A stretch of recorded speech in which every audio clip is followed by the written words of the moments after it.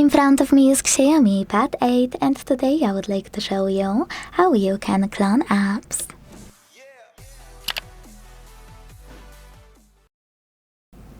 First of all, go into Settings and scroll to tap on Apps over here.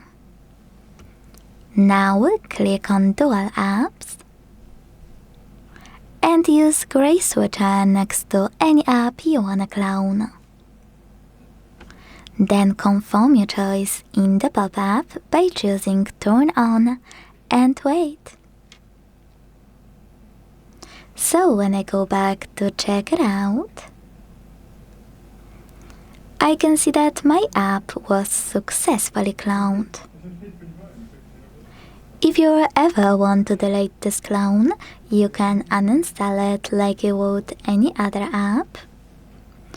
Or you can go back to the same section in Settings and use No Blue switcher. Then confirm your choice here. Thanks so much for watching. If you enjoyed this video, leave a like, comment and subscribe. Bye!